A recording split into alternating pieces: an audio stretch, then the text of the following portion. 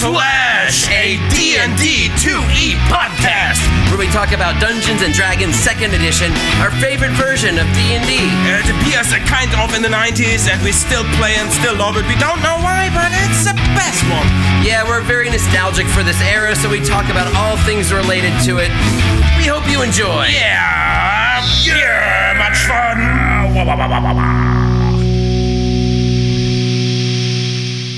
The most merciful thing in the world, I think, is the inability of the human mind to correlate all its contents. We live on a placid island of ignorance in the midst of black seas of infinity, and it was not meant that we should voyage far.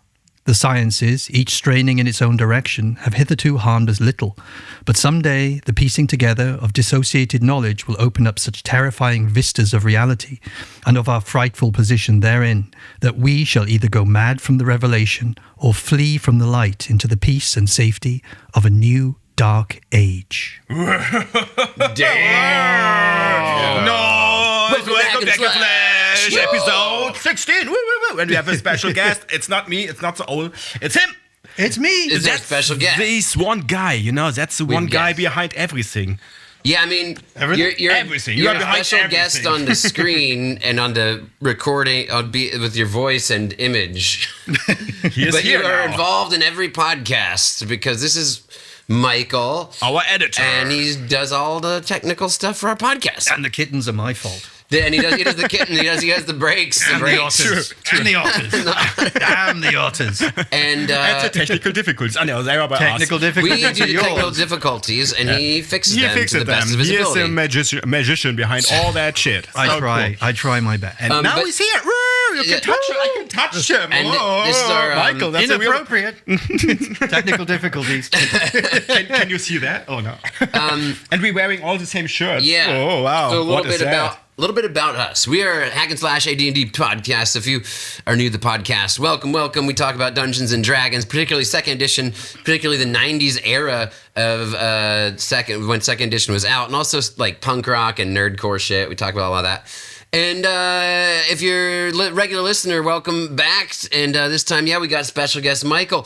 I'm Jake, and this is Flo. We're the normal Hack and two Slash, morons. and That's Normal. the other. We are the Normal. fucking gobos, and here's the sheep. He's a wizard He's guy. a wizard, and these bows are playing in the band Madlife Crisis. Me not. I'm just a fan. Yeah, so we have our band T-shirts on. We're wearing T-shirts of our own band, like a bunch of Madlife real Crisis. assholes.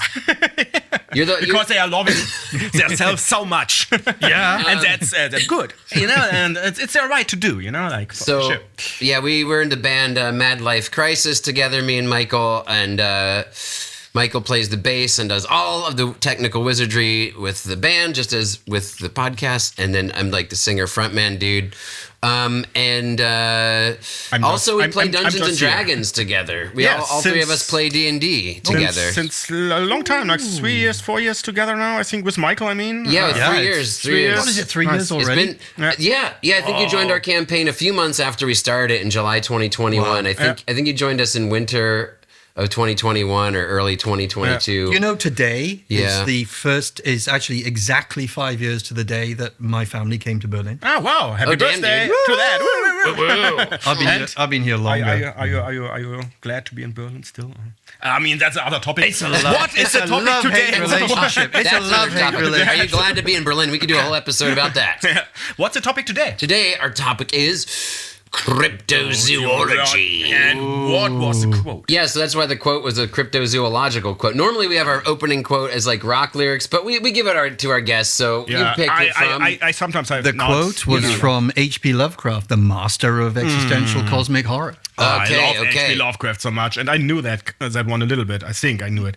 You know, it's like his description of cryptozoology. It was actually hard finding one because there are so many. H.P. Lovecraft right now is not popular because of his race Yeah, he was a real and asshole, everything right? like that. And as I was going through, I found all these things about the superior races will look down on this. Like he was comparing cats and dogs with cats being superior because they don't do as they're told, and dogs being inferior, like the inferior races. I mean, dude, this stuff is really dodgy ground. Yeah, so. but wow. it was his time, like in the 20s, whatever. Well, still, you can say what the fuck, but yeah, whatever. We've discussed that sort of thing on this podcast before. I call it the Michael Jackson test, dude. If you like Michael Jackson, I'm sorry, you can't rip on the people I like, even if they were assholes. I love the stories of H.P. Lovecraft. I love all the Cthulhu verse. It's super cool to read. Unfortunately, he was a racist, idiot, misogynistic bastard. Piece of garbage. Totally afraid of everything, like so. Especially the sea. That's why all the creatures have got tentacles. He was terrified of the sea. But who's not Cthulhu, really... man. I mean, Cthulhu is badass, and who is not really afraid of the sea? I mean, afraid or just like have a big respect. So the question is, was he afraid of the sea because he knew Cthulhu was down there? Or was he just afraid of the sea and then wrote about it? That's kind of like the question about what was first, right? The egg or the chicken, The cryptozoology, on the cryptozoology trip, I mean, underneath the sea, there is like a bunch of tentacled monsters. Like they're real. Like there's the giant squid are real, It's fucking nuts, dude. Yeah. The 20,000 Leagues Under the Sea, which I'm sure influenced Lovecraft because it was like right before his time. Jules Verne, was like, that's like based on the real observations that people were starting to have. There's this old image of this ship with this big squid or something on it. The Nautilus. There's a Nautilus, and that is from when? From 1600 blah blah blah. I think I'm not sure. Maybe it's from 1800. I was thinking submarine. I was thinking what 1600. No. Like really an old one. Yeah, like an old galleon with all the sails and everything, and then a big tentacles coming over. Yeah, people really believed that. They used to believe that there were islands populated by people that had no heads and their faces were in their chests. What? Oh, like those little humanoid beholders. Yeah, second edition. True. Because basically, the explorers would go off and they'd be funded by this queen, that king, or whatever, or somebody with loads of cash. Yeah.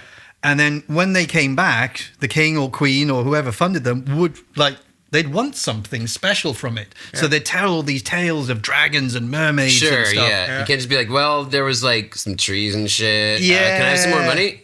Yeah, exactly. I wanted to ask why we are talking today about cryptozoology. That is for a reason, because you have an own podcast. It's called Paws for Thought. Yeah. And I love it. Shout out to that. Please listen to that. Paws for Thought. The Paws is spelled P-A-W-S, like a kit. Yeah. And the logo, our little logo is actually our old cat that died. Yeah, true. And he was 19 years old when he died. So he was a venerable old cat. That's old ass cat. So cool. And in your podcast, you talk a lot about like strange creatures which maybe exist, maybe not exist, about alien creatures, about horror creatures, everything. Unexplained weird. phenomena. Basically, it's just the kind of conversations I have with my son. Yeah.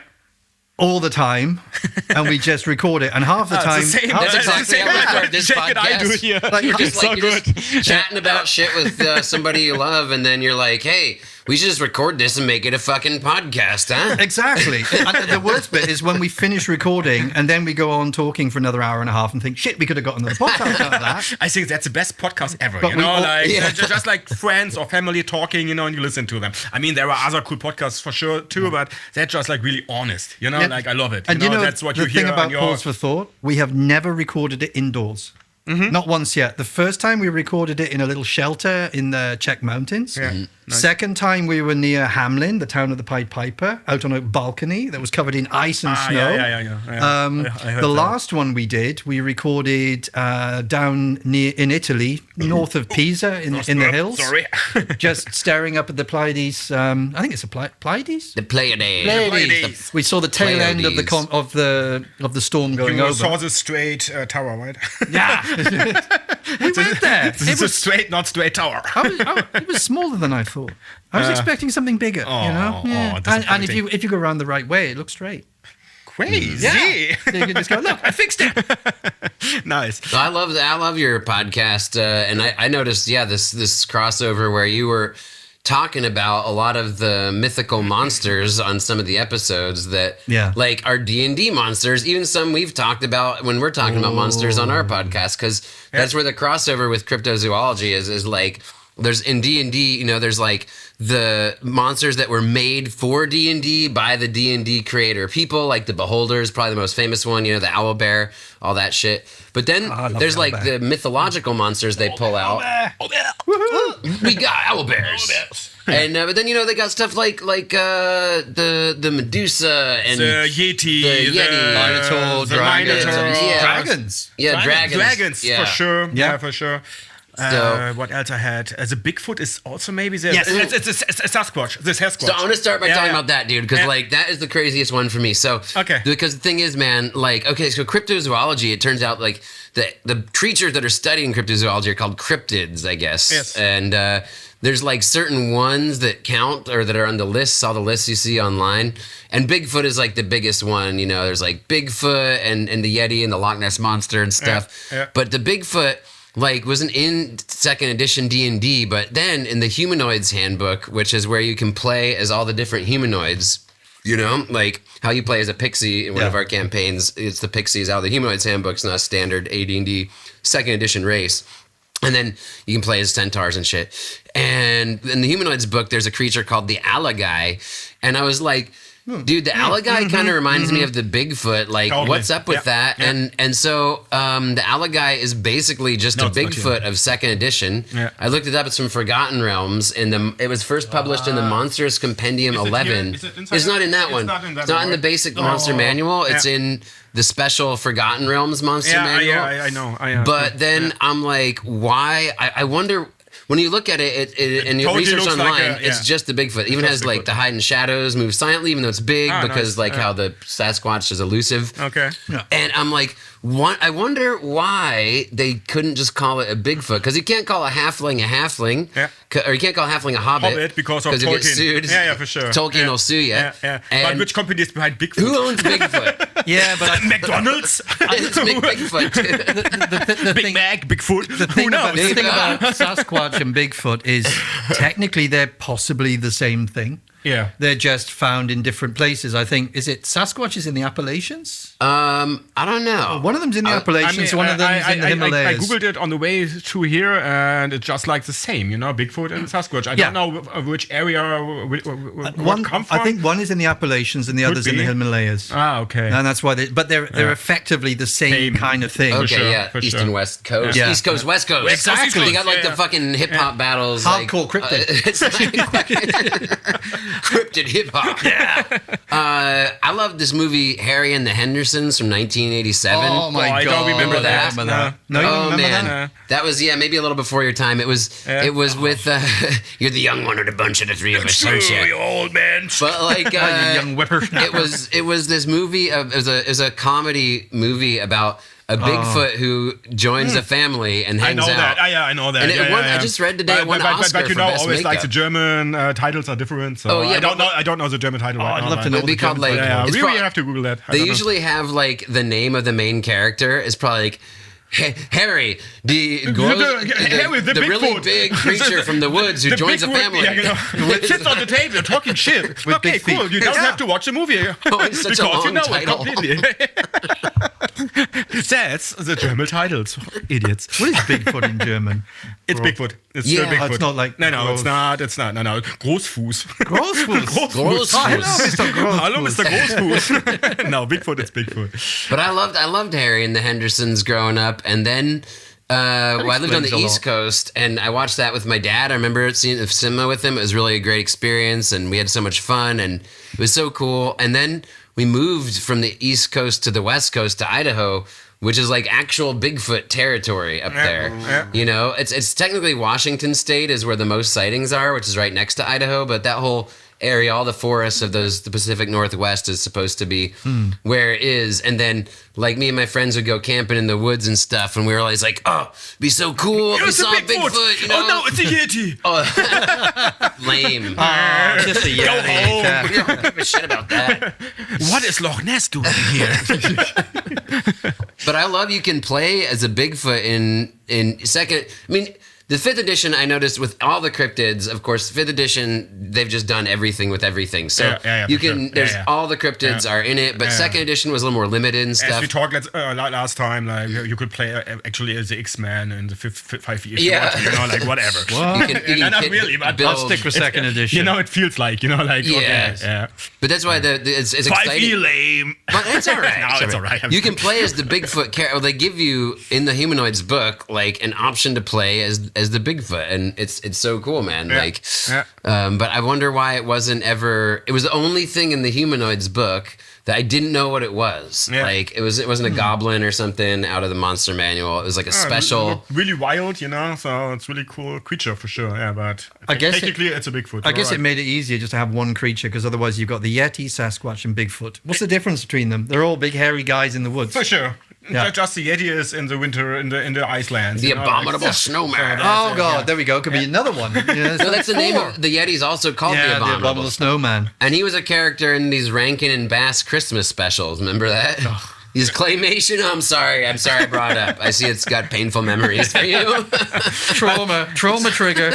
But I was really on the way to here. Was really thinking about like cryptozoology could be in a fantasy game like D&D is. Could be anything. Like as a DM you could made up like a griffin is in my world a crypto creature which maybe not exist, and the players have to figure out is Griffin a real thing or not, like blah blah. You could play with that around, So that's why I was like, maybe everything could be. That's the weird thing about cryptids, because a lot of them come from folklore. Yeah. So you've got obviously the Loch Ness Monster. In Canada, you've got the equivalent, which is the Ogopogo. Yeah. You've got the Wendigo. You've got the Chupacabra. You've got all these different creatures. Some of them are from folklore. Some of them are just, there's some kind of sightings. Yeah. People have either got what they say is a bit of fur from something. Like they reckon they've got Yeti fur, and you never know whether it's just folklore or whether people have actually seen it. It's like the UFOs of the animal world. For sure. Yeah, totally. We got subtracted because we heard drums from other bands here. Or I'll cut it out. Or we'll be authentically showing that our new rehearsal space has not good sound insulation. No. Not yet. We're working on it. I need a new project. It's a new project. There you go. Sound insulation. Yes. Okay, what's your favorite crypto animal? Is it easy to come up with now? Oh, yeah, that's a good question. I mean, we always make the count things, like we can say the three favorite cryptos, maybe in D&D, but it could be anything, like could be also Loch Ness. I like the Ogopogo. What is the fucking that? All right, so everybody knows the Loch Ness Monster, right? Sure. Big, possibly sea serpenty, plesiosaur, God knows what. Possibly a piece of wood floating. Who knows? I thought it was the Mike Ness Monster. Isn't it like the lead singer of Social Distortion lives in a lake? I was waiting for that one. I was waiting for that one for weeks. Nice. You got walked right into that I hope one, you hear that. The Mike Ness Monster. God. It's Mike Ness Monster. Jesus. So the Ogopogo. That was episode. No. The Ogopogo is kind of like the cousin of the Loch Ness Monster. Okay. But the Ogopogo lives in Ogopogo sounds like a yogurt you could. I know. Ogopogo. Sorry, Michael. I had never heard of it until I went to Canada, and I stayed in this place called Penticton, which is in the Okanagan Valley. It's the only desert region of Canada. Okay. So they've got black widow spiders, rattlesnakes. Awesome. Nice. But they've also got a lake that takes about 4 hours to drive up one side and is more than a kilometer deep. Damn. And they have Rattlesnake Island, which is covered in rattlesnakes. Awesome. They actually, honestly, apparently there was a boat that went down, like a rowing boat on the lake. Yeah. And the guys got to what they thought was on shore. Yeah. And then they realized there were literally hundreds and hundreds of rattlesnakes covering the entire island. They dived back in and swam for the real shore. Damn. Is that dangerous? I mean, I saw black widow spiders on the steps outside in the garden and shit. You're like, okay. What kind of spiders? Black widow. Black widows. The ones with the little, they got a little yellow hourglass on the body. Yeah, they're really poisonous. Kill you. Yeah, they'll fucking kill you. They're definitely real. That is not a cryptid. Not yet. Very real. We're gonna make them too. But the Ogopogo is the equivalent of Loch Ness Monster, and it's in a big lake, a kilometer deep, and like 4 hours drive long. I mean, it's huge, and it's like a local folklore figure. Is it? Okay. So you can buy. My favorite was Ogopogo Butt Burner, which is like this hot chili sauce with peach. Yeah. But it's been part of folklore for thousands of years from the local tribes. Never heard about that. I mean, no news came out of Canada. But I think there's also like there's Lake Champlain Lake Monster of northeast US, I think, or maybe Canada. But there's Lake Champlain. There's all these lake monsters around. They're everywhere. But that's why I think it's like just like the Cthulhu thing is the water is like our representative of our subconscious, kind of, and then like you don't know what's down there, and so there's like the fear, that primal fear in us of monsters is like totally. But then- there. We see a lake, you're like, there's something down there for sure, Cthulhu dude. must Like, be there. And I searched today on the way to here also about European and German cryptozoology creatures, and there's not so many, but there's a Ghibli fish. Ghibli? I think Ghibli or like something. Studio Ghibli fish? I don't know. No, wait. Is it cute and cartoony and No, fuzzy? it's like a kind of it's said it's made out of rubber, so it's like a gummy, like a rubbery thing, and it can walk on land, but it's super small, so super boring. But is it real? So I don't know. How small? It's like, it's this big and it's like a crawling up. normal little fish, like these. So really easy to miss. Yeah, Like one of those walking across. Yeah, wait, I'm gonna see how what's that really called. Da. Dude, that music is called- so loud. Like, yeah, are you sure we're gonna be able to edit that out? Super annoying. So It's a fucking giddy, annoying. the giddy fish. I will do my best. It's a giddy or giddy Maybe we have a fish. soundtrack. Double D Y giddy fish. It's a giddy fish. Jitty fish. It's a giddy fish. A giddy Made out fish. of rubber fish which can walk on land. Okay. Yeah, interesting, right? I don't know. I was like, okay, European sucks. Not really, but the crypto creatures. I mean, Loch Ness is also. Yeah, that's yeah. Scotland and Europe. I don't know. You're right. There's true. there's a lot with water, but then if you think back to thousands of years ago, you had all these spirits. You had water spirits, tree spirits, land spirits, sea spirits. Everybody created some kind of personification of creatures to explain what they couldn't understand. Yeah. So, there's a spring in the middle of the forest. It must be a spring spirit, Of course, or a tree because spirit. they couldn't explain. Of Yeah. course, The And- same like when you see the first time snow or something. Yeah. Like, Or what like, the fuck is the that? priest raped me. That must have been Jesus. That was a different thing. Crypto, Crypto priest. crypto Jesus. Crypto Jesus. Sorry. All right, we're going to get canned for that one. Okay, so your favorite is what was the name? The Ogopogo. Yogo Pogo. But Okanagan's like right north of Idaho, where I grew up. I think, it is, right? yeah. Yeah, We used to go to the Okanagan barter fairs sometimes when I was in university, which was right on the border near Canada. Yeah. Okanagan Family Barter Fair. Shout out to those guys if you're still rocking the barter fairs up over there and didn't get eaten by the fucking monster, dude. I think I know which one is your favorite, and I think we came I to think that. you and, do. So on then. we go with your last, I would say, and I start. Sure. there. Yeah. So See if you can guess, Michael, in the meantime, what my mine- favorite is. I don't know really what is my favorite, but I stick to a Minotaur because Minotaur, yeah, okay. So it's super cool, and it's also a D&D monster, which is super awesome. I love the Minotaur. But you know the origin of the Minotaur yeah, it's story? a Greek legend, right? Yeah, Minos. like in the island of Crete with King Minos, and he had to. Yeah. Oh, you know the latest discovery? But he had like a son who was like born half. His wife fucked a bull, and then he had an illegitimate child who was the Minotaur, and then he locked him in a basement and in a labyrinth. Didn't yeah. Zeus What an disguise himself as a bull, then fuck Minos' wife? Oh yeah, maybe that He was. does all that weird shit. But did you know they actually discovered in You Greece? know it better than me. I They don't know. actually discovered the remains of what looks like a labyrinth. Yeah. I would love to visit Crete, dude. Greek. Oh, nice, dude. You have some Some Greek shit here. Greek stuff in die Mythen und Legenden, the myths and legend. Mythen und Legenden of D&D. Yeah. Not really D&D. So it's Yeah. the real mythology stuff. So cool, There's man. also the Greek stuff inside, but I can't find it yet. Whatever, the Minotaur. It's Minotaur. And they like worshipped bull. Like bulls are a big part of like Crete in culture. So they have, of course, bull stories because like they had like bull jumping championships and stuff. And like, it was just a big deal. So that was like the earliest Greek civilization. That was when like really the Middle Eastern civilizations, which was like the only ones at only big ones at the time, were starting to go west a little bit.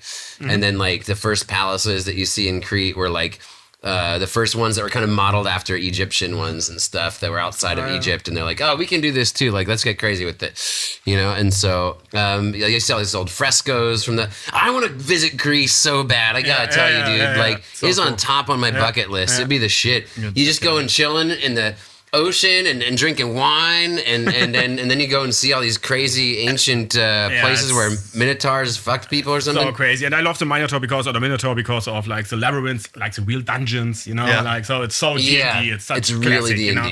So it's so cool. I always thought it'd be also cool. your son played a Minotaur. Yes. Oh yeah. So cool. When your son Bob played with us. Cowface. Bob Cowface. Carlface, you know, as a guest player in Jake's campaign. Super cool. It's addictive because Lucas, my other son, he's now playing D&D. Oh, it's so good. So Yeah, nice to be turned. he played it with us, Yeah, but now he's actually playing it with his own friends in the Netherlands. Yeah, cool, man. It's That's talking rad. about 5e, of course, then, right? Of course, 5e. 5e, Yeah. yeah. Makes sense. Nobody. Yeah. It's We're the only ones who play second edition. Now we are. Except for you guys. You guys play it too, right? I hope. If not, what the hell are you doing here? No. Keep listening. Don't listen to what he said. Just keep don't listen to me. Give us your attention. We need it. It's currency now. Attention is. But he played Bob. I love also in. The Minotaurs also out the Humanoids Handbook. It's like, so when in fifth edition you can be everything can be everything. There's all the races and they can all be whatever class they want. But there was class restrictions in second edition. And then in the original Player's Handbook, you only had like the Tolkien kind of races. You had elf, dwarf, half elf, and then the gnome special, and human. That's it. And then they did the Humanoids book where you expanded what you could do. As that came out, I love that. It's my favorite. Cool. It really expands your options as a player more than any of the other books did, I think. But then it gave you the Minotaur, and then the very few of those humanoids were allowed to be wizards. A lot of them could be priests or shaman. So then when your son was playing with us, then he was like the wizard wizard minotaur. True, yeah. And so that was super cool. Is it allowed in the humanoid? Yeah, in the humanoids. Or is it a thing you made up? No, it wasn't a house rule. I was like, oh, dude, I like to. If the player really wants to do something, then I don't like to be an asshole DM and deny that. But on the other hand, I try as best I can to go with the framework that the limitations second edition set up. And so he wanted to be the Minotaur. I'm like, here's the things Minotaur could be. He's like, oh, spellcaster sounds rad. And so he's like, spellcast a Minotaur. I fucking love it. Yeah. I can't see our things here. No, it's all good. All right, yeah. It's all good. Cool. I'm sorry, just the technique. Yeah, I'm just afraid of the technique. difficulties. But we have some wizards here. Thank goodness we have. We'll be fine. You just We'll be on all fine. our podcasts because we get really scared. We are like superstitious people of the Dark Ages. Technique is our crypto. We do not know. Are the gods inside the machine working for us? Yes, the tiny gnomes are working hard as we speak. So there's a tiny goblins inside, right? Yeah, they're in there. They're in there, No, running you around. mentioned that before, though. I also thought about how gremlins are technically critters and gremlins. I kind of was trying to think if they're technically cryptids or are they folklore? Because there's like folklore and there's cryptids, Yeah. Like folklore is like stuff people know don't exist, like.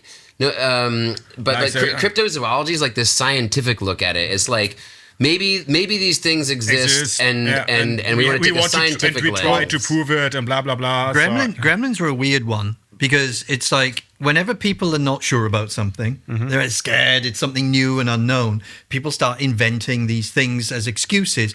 And when people started flying, at the very beginning, when the airplanes were made out of sticks and string and canvas and literally sticks and string. Let's go! Canvas. Let's jump from the roof or die. Oh, so you made an airplane out of lollipop sticks and paper. All right, I'll give it a go. So in the First World War,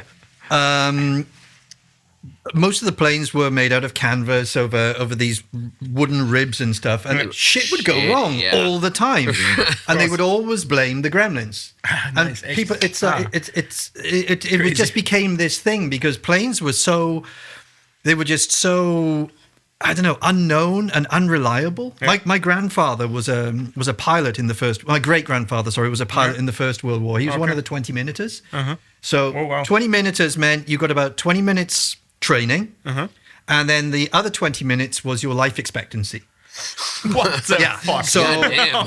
so you've all heard about like the Red Baron and stuff like that. So it's that era, the era buried in Berlin. of biplanes and stuff like that. Yeah. My great grandfather was on the other side from the Red Baron. Yeah, I see. And he was one of the very few people that were actually a military pilot at the time. But you know so scary. The Red Baron was like so well respected by all by all pilots that actually when he was eventually shot down, the British actually gave him a moment of silence. Because they were like, just respect for that fucker's ability as a he was pilot. good. Dude. He was a real hero. My grandmom really kind of like Did you fuck loved him, you know, like.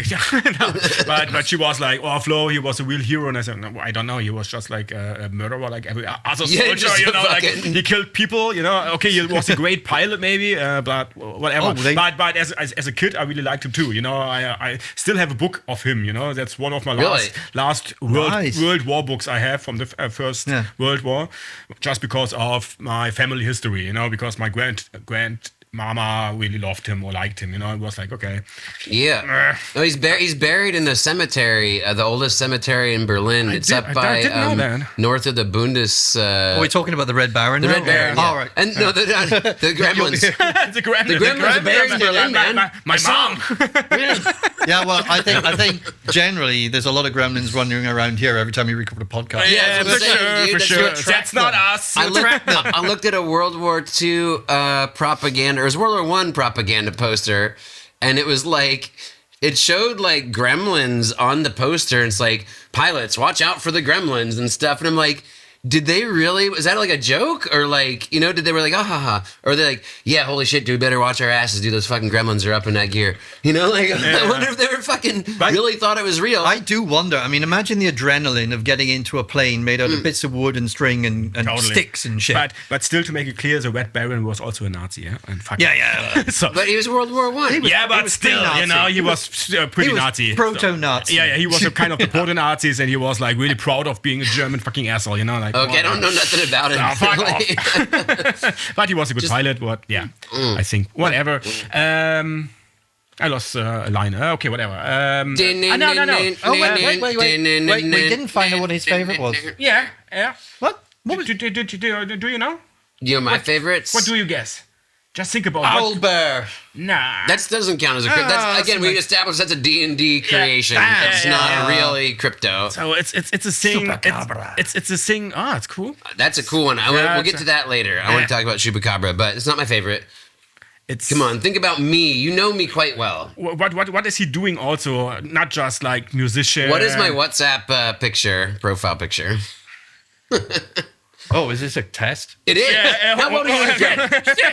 I'm not on WhatsApp. Oh, really? You Friends, are. if you don't know my WhatsApp if we don't know WhatsApp picture, You don't know really me.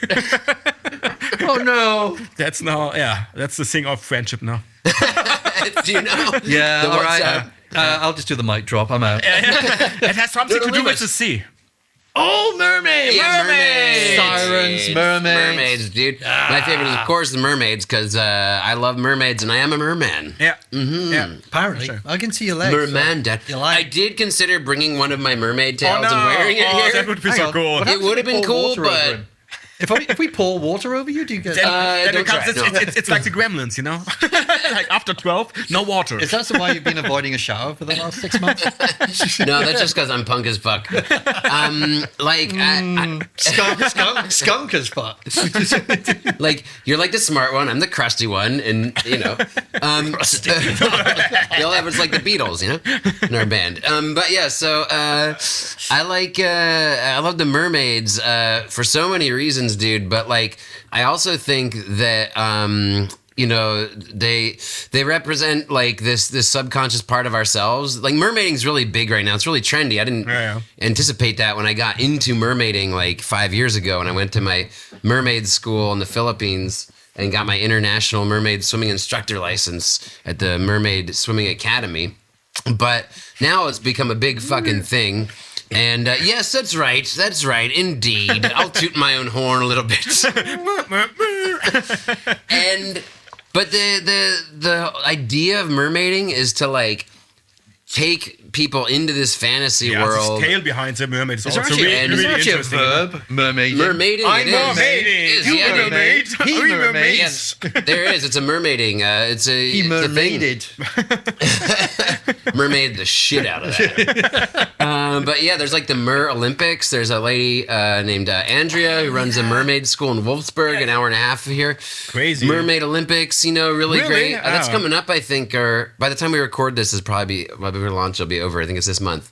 But yeah, dude. We record, by the way, what is it now? Beginning of September, It's middle like of September. mid-September now, Yeah. and I think it should probably happen like this weekend or something. She does it in September, but she's fantastic, and there's like the idea is that you want to become beautiful. Here's a beat in the background. He will cut it Yeah. off, but I don't know, see us dude. dancing. This music is so invasive that like I feel like it might be in our podcast. I will do my best to remove it. Goddamn Just as space. little kittens dancing all the time, It's like- gremlins. It's the fucking gremlins. It's also derailing my train of thought and also dictating the pace at which I speak, and I don't like that. I'm like, I'm going to talk this because I'm talking to the beat, talking about mermaids. But yeah, dude, like Yeah. I also think like maybe there, as far as cryptozoology goes, mermaids like might be real. They're one of the Or top they are just the candidates. sea cows, like The manatees. the manatees, Yeah, some people think they're just the manatees. dugongs also, right? Yeah. Dugong, Yeah, or- dugong, yeah. dugong Oh, or they're so manatees. cute. Yeah, Some so people cute. think there's a bunch of sailors wanting to fuck a manatee. Well, let's be honest. I mean, Possible. at the time, you would go away to sail, and you might not be back for 2 or 3 years. Yeah. You might spend 8 months at sea Yeah.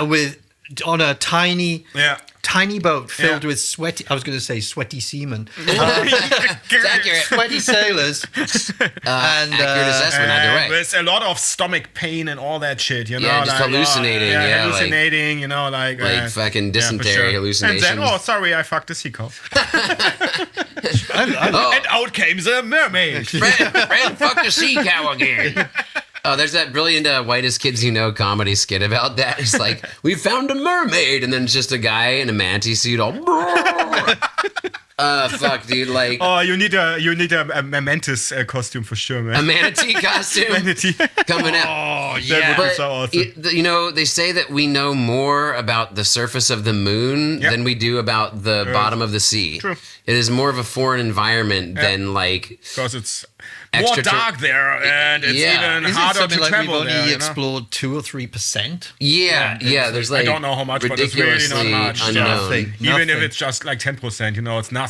No. Like, so. So what if there's like some humanoid, like some maybe some split off Atlantis, evolution maybe there's that Atlantis. like Is there, Atlantis, Moo, Leoness. There's so Yeah. many of these songs. Yeah. what's Yeah, that's a city where Cthulhu lives. Oh, okay, yeah. You guys are the Cthulhu nerds here, man. I don't know much about it, man. I thought you got all French from it. I come from Relais, Russian roulette. sleeping eons, God. even death may die, or whateher it is. Yeah. Cool. The death. I don't know. How long are we in? Is it break time already? Is it 45 I don't minutes? know. I don't have the time. My phone's recording, and I can't see his screen. I don't know if it'll give you the time. I don't know. Is it time to bring on the kittens? I don't know.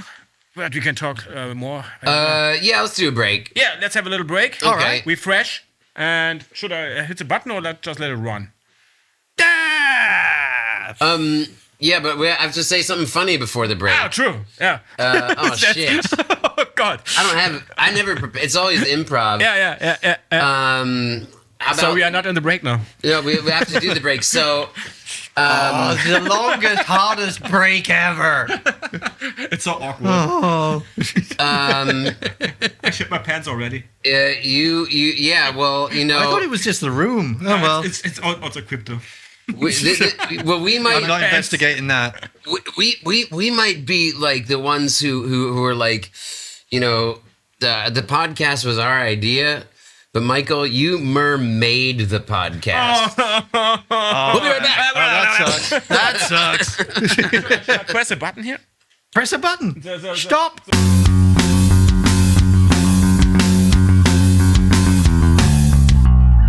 And we're back.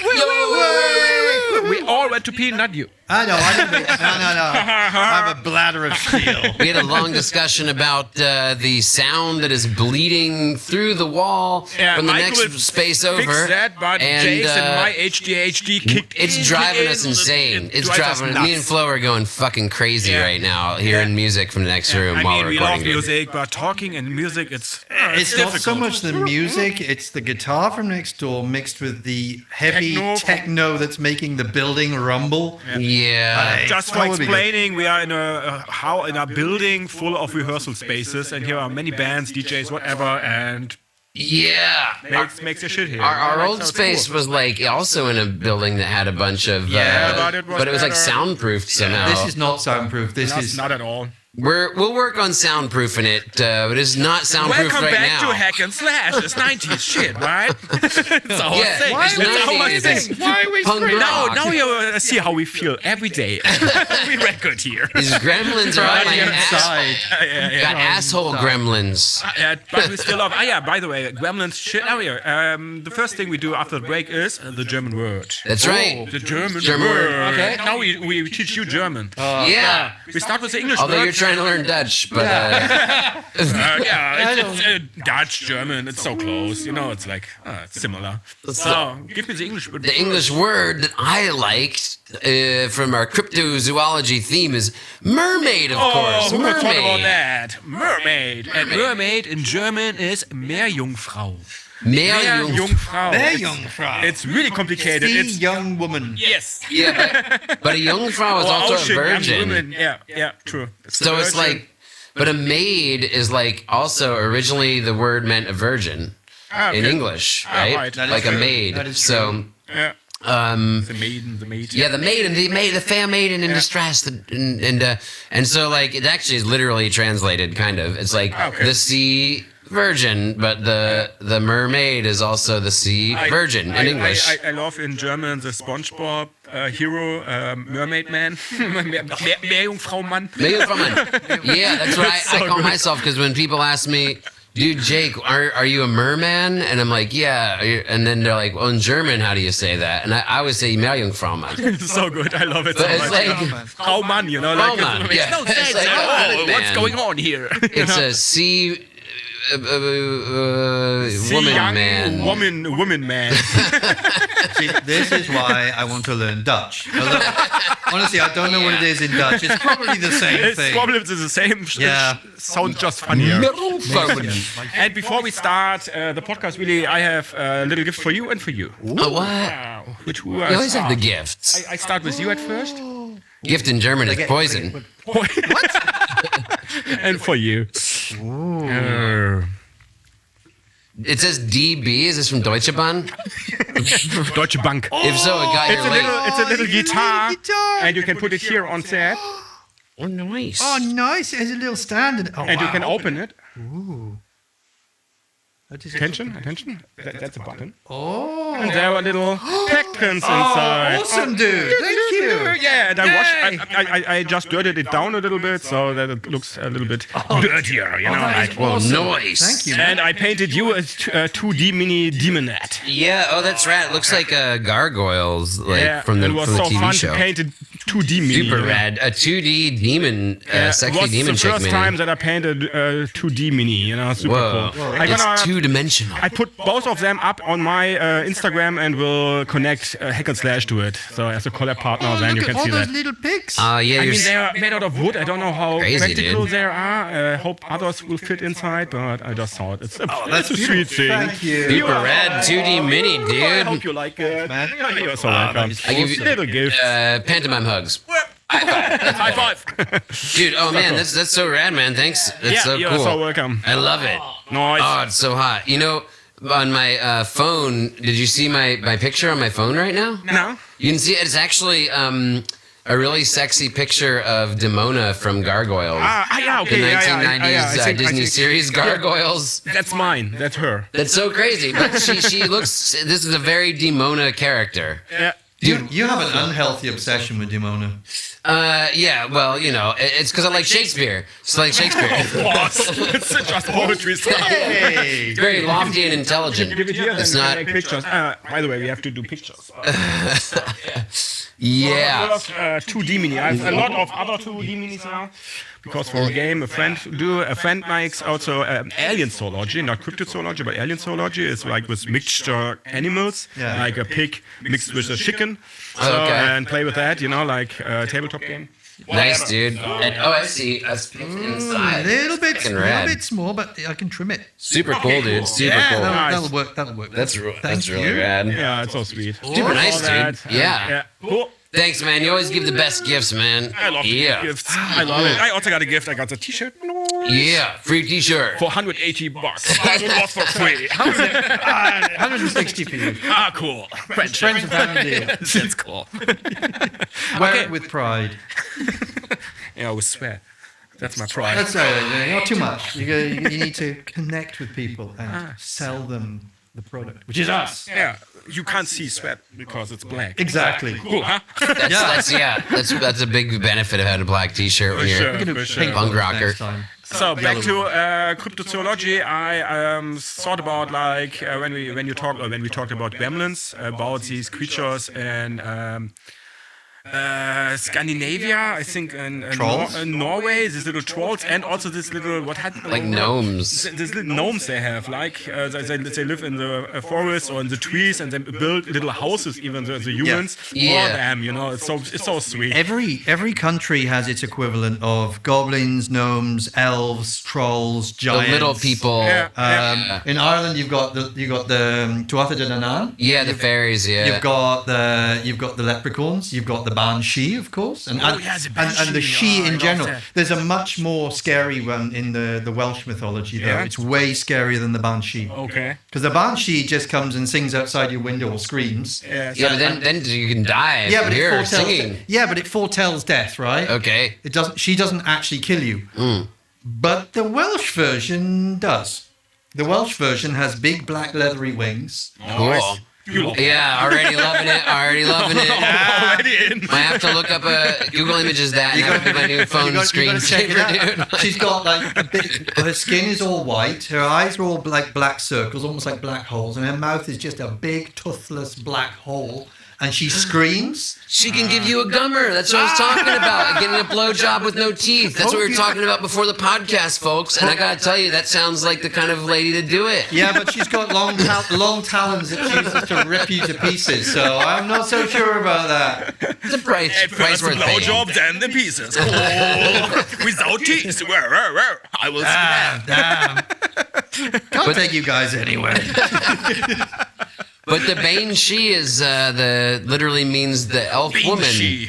That's nice. The Bane, the she is the elf people. Yeah. The Tuatha De Danann, and then the Bon is an Irish word for woman. The woman elf. But Bane in English, it's what is Bane? You know, like in English, it's like Bane. It's like Batman, the guy who broke Batman's back. Banshee. But the Bane in Irish, it's the word for woman. The Banshee is literally a woman elf. And again, I thought about like what we have as an equivalent in Germany. I don't know. The Samplings, maybe? The Däumling? You know, actually, I looked at the... I don't know, actually. I don't know the German ones. I looked at a map of German folklore creatures from around the... It was like a cool little cartoon map that showed the creatures around the different parts of the country. Nice. And one of them said the white woman, die weiße Frau, which is right here in the Berlin area... Well, okay, maybe the Nazis go off to that one. White woman. Von Storch, you know. The white woman. The white woman. Yeah. She originated in 1933. Eva Braun. No, actually, there's legends of it in the... I learned this from working at the Berlin Dungeon. Hooray. But the Citadel of Spandau had the legends of the white woman from like she appeared before death. It was like the Banshee version, the German version of the Banshee in this area of the world. Well, I really want to see that. And from like the 1600s, where she'd appear in the Citadel of Spandau before the people would die in there. You know? Because when I think about like cryptozoology things, I always come back to the Grimm's Märchen stuff, you know? Like Yeah, all fairy that. tales, yeah. No, but that's just fairy tales. Yeah, you know, but what they did is they just compiled all the folklore. True. They just Yeah, true. they made stories out of. It's been done in every country. Wales, again, in the 14th, 15th, 16th centuries, there were priests that would go around and collect the local folklore tales. And it's crazy because people really believe this. I mean, you know, they still believe in trolls in Iceland and Norway. So sweet. They I love actually, it. Yeah. they had. I believe they were trying to build. Not all Icelanders. Not all No, Icelanders. Hashtag not all Icelanders. But Not all children believe in Christmas, man. they What is his name? Nikolaus. but they were trying to build a highway, and they left the vehicles, the big, the cats and the diggers and shit like that. And they came back the next day, and they were all turned upside down. Honestly. Yes, it's actually true. They were all turned over. They were turned upside down. There were some crazy guys who made something up, you know. Yeah, like, but that was how all- do you do that?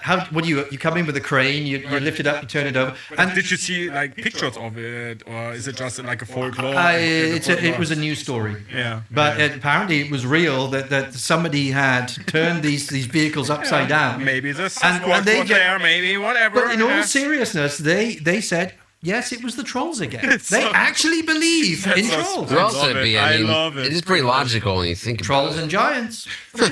Giant trolls. it. But that's There was recently, like 10 years ago or so, like this movie about like I Kill Giants. I Kill Giants is a. I Kill Giants was a good one, but there was one actually called Troll or something. yeah. Troll Hunter. Troll Hunter. Yes. Oh, that was so good. This cartoon. This cartoon thing. No, no, it's no. real. It's real. It's a life. real thing. not familiar with this. Oh, it's done like a but documentary. there was also a Netflix series, a cartoon, I think, was also Troll Ah. Also really beautiful. made. This one was actually a Scandinavian production, and it's done along the. It's very much like the Blair Witch, but it's not like a found. It's not bullshit. No, it's not like a found footage type movie, but basically it's this young guy and his girlfriend, and they decide they're going to do a documentary and film a troll hunter. And they're out in the woods, and there's this really seasoned, hardened troll hunter, and they get to know him, and they actually see him fighting trolls, and he's actually employed by the government to stop trolls coming into populated areas. And it is so realistic. Is and it so good? well Is it done. good? Oh yeah, Yeah. but you've got to get the version there, because I think it was in, I can't remember what language it was, whether it was Icelandic or Danish or Norwegian or something. So it's with subtitles. Yeah. But you've got to see this. But that's Yeah, the for thing. sure. That's the difference. But in real language, you have to see it in this language, I think. You know, with something. yeah. Well, yeah, you always want to see the old video. I'll hook you up with that. Yeah. But look, here's I the have a thing, man, copy. with the trolls and stuff. Okay, so this is where I was wondering what really defines cryptozoology, because you'd asked me on one of your lengthy voice messages today if were creatures, lycanthropes count, right? Yeah. And I actually looked that up. Yeah. I was like, And hey, I there wonder are, if lycanthropes count. But here's the thing, man, like cryptozoology is kind of like a little bit, much like AD&D Second Edition, rigid and limiting in its parameters. Okay. Because Werewolves are not allowed. yeah, and the reason is because there's like some supernatural shit going on. And that's the difference. Is cryptozoology It's not is like supernatural. looking for creatures that are like scientifically there. Whereas trolls and fairies and stuff, you know, that's like supernatural stuff, right? There is a like, crossover. you know. There is a Though. crossover, I think. Yeah, so. But there like is a crossover. Bigfoot's like Yeah. a physical creature that's just running through the woods. Like the But like old- trolls, like the they're coming from UFOs another and fucking, all that, you you know, know. that's- The whole point is it's supposed to be, I mean, they call it a pseudoscience, but it's supposedly a scientific approach to these creatures that people might have seen, might not have seen, the Mothman and Yeah, the Mothman. I just learned that. the Jersey Devil. Yeah, the Jersey Devil. Jersey yeah. Devil, man. All those So ones I really wanted to good. talk about the Mothman and the Jersey Devil, Yeah, dude. so cool. You know, Chupacabra and shit, you know. Chupacabra, yeah, super But cool. yeah, the Yeah. thing but is, like- with all of these, there is a grain of truth. There are people that have found some remains, footprints, Yeah. maybe a blurry photo. I mean, Bigfoot, we got that really shitty. Yeah. Like, Footage. Yeah, that blurry, Yeah. that famous of the guy. Like, I mean, from here's my impression. yeah, that's basically it. or from Loch Ness, so many pictures, you know. Like Yeah, the there's same that with the famous Loch UFOs, Ness, you yeah. know, it's the same. Yeah. You know? So, or with the cornfield. things, you know. Like, Oh yeah. But there are people there are organizations that have been formed. A friend of mine, he formed an organization to study cryptozoology, and actually they fund trips to South America and across Europe and all around the world. Let's go. They fund. What do I do with my life doing podcasts and bands? I mean, that sounds like making a hobby, like a job out of a hobby, you know? Yeah, it sounds funny, awesome. you know? Like, Yeah. It's so cool. It's so cool. I would love to do that. I mean, just go to South America. Give me your money. We search for the Bigfoot. Yeah. in the nearest bar. Yeah. El Chupacabra. He likes cocktails. Dude, that's rad. But you mentioned this to me before. Like, so you have a good friend who does that shit? So in the mid-90s, 94, 95. 95 is when cryptozoology, the term was coined, is what I read on Wikipedia, which is not a reliable source. So, but it is in these times. is it? Yeah. Is Wikipedia reliable now? You can use it on universities. And, Oh, Jesus Christ, we've gotten there. Yeah. But that's what I was wondering, if your friend, like, is he one of the guys who, like, actually coined the term? I don't think he coined the term himself, but he knew a lot of very eminent cryptozoologists who were starting to use the term. But Okay. He's himself. So his name's Jonathan Downs, and I was in a band with him. And I was, Is it okay to say his name? yeah. I mean, His name was... no. We're still in touch. We're still in touch occasionally on Facebook. And I took over bass when their bassist was crushed by a shipment of margarine. Yeah. Literally, That's a whole story. You want to tell the story? it fell out. So basically, the bass player was working in the company that makes St. Ivel Gold, which is kind of like a margarine butter substitute in the UK. And he was in the loading dock of the warehouse. The vehicle was reversing, from what I'm told. The doors were open, and all the boxes just basically fell on top of him. And they crushed his legs so badly. I don't think he could walk for like a year. Fucking gremlins. He was in one of those things, where they have the pins and it's all open. And he was in hospital. Yeah. So they needed a bass player, and I got involved. I was a pretty shitty bass player at the time. I wasn't really He's focused not on anymore. I don't believe it for a minute. it. But I played with them for maybe a year. But I got to know John really, really well, and he's written somewhere in the region of 20 books on cryptozoology. Damn, Yeah, dude. you can find them on Amazon. Is there, in other languages already too? I don't know. That's a good question. I really want to read one. But Does he have them in Dutch? You can brush up on your Dutch. I have no idea. But I'm sure I can get hold of some of them. yeah, cool. Dude, that's cool as fuck. But he actually formed a society which is still going now, and they get organized with events to share this information, discussion events. They have these events where they go overseas and they try and actually get evidence. And really, he really wanted to try and standardize all of this and take a more scientific approach to it, because everyone says it's a pseudoscience. Well, it's it is. bullshit. Yeah, is he? Sorry, but is he a little bit crazy? Or? Is this man who studies possibly fictional creatures full-time professionally and written 20 books on it crazy? I will say with the greatest of respect and in the most loving way for this so dude cool. that I'm sorry. he is about as sane as I am. Cool. So So he is crazy. he's an awesome That's guy. a yes. He's an absolutely awesome guy. You're crazy. We You're are all crazy, man. We are all I'm crazy. So, I'm totally crazy. fucked. I have as a facehugger here. Come on. But he lives in England, or what? Yeah, he lives in the UK, in the West Country. Actually, there was a TV show that on British TV that he used to host. I think it was called the Wild West.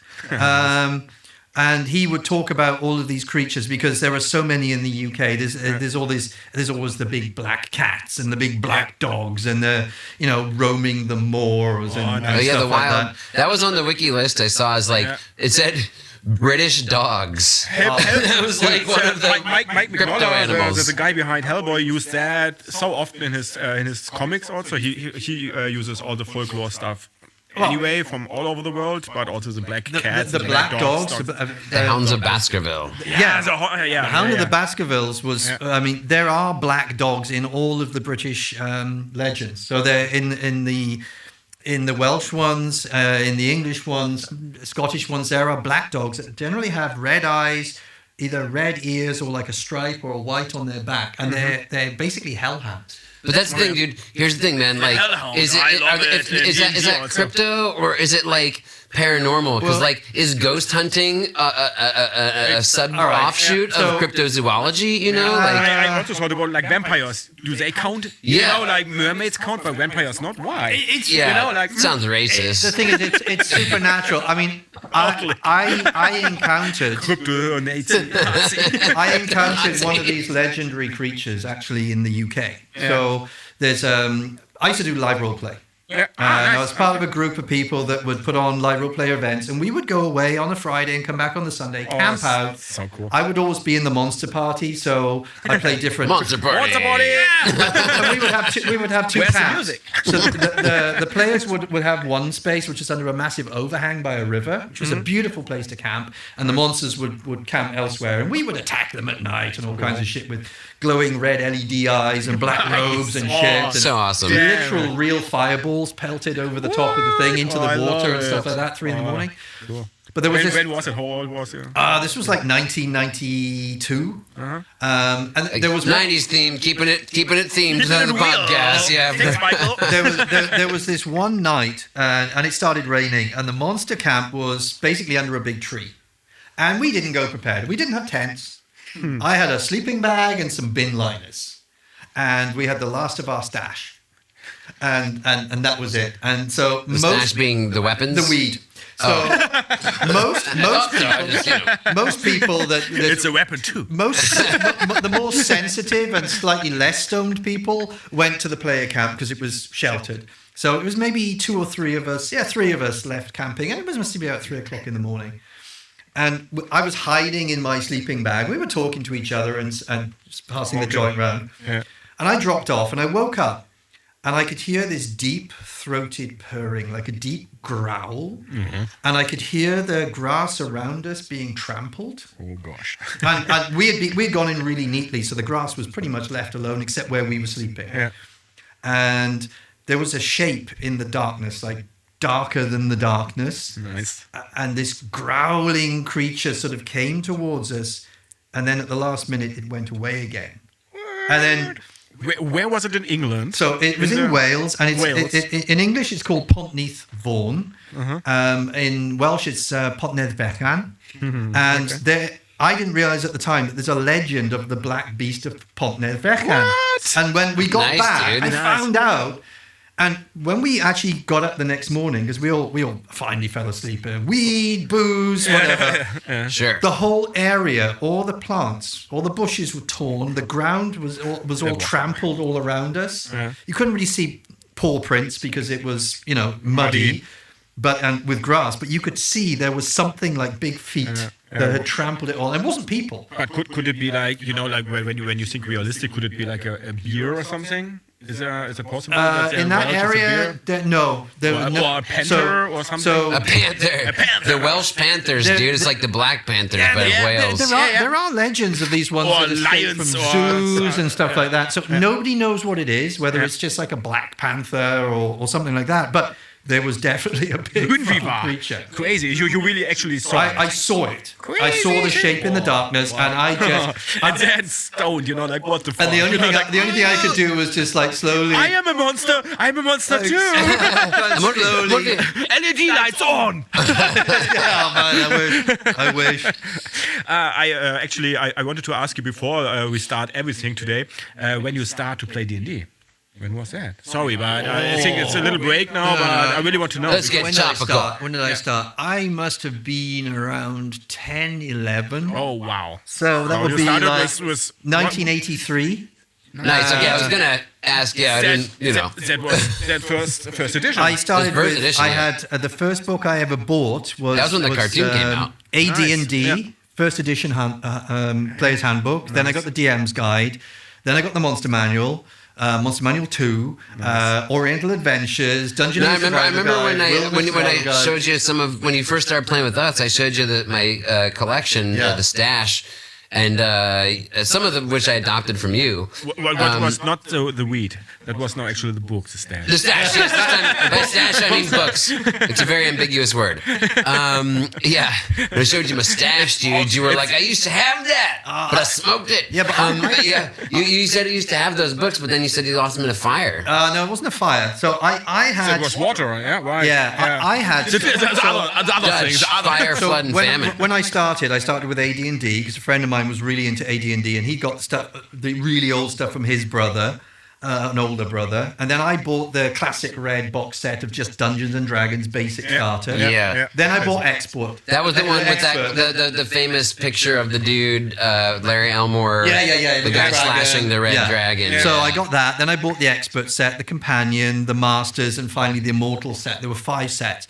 But I also went crazy on other stuff. So the guy I was playing D&D with, he was really into a lot of other stuff. So we started playing Traveller, and then Mega Traveller, Middle-earth role-playing, Rollmaster, Chivalry and Sorcery, Space Opera, Doctor Who, Star Trek. I had maybe... Fucking real nerd. I had maybe... Nerd. I had maybe 30 or 40 like different role-playing games. Paranoia from Games Workshop. I never played it, but I know the game. Games Workshop did a competition where I won a copy of Stormbringer, the Elric, Michael Moorcock won.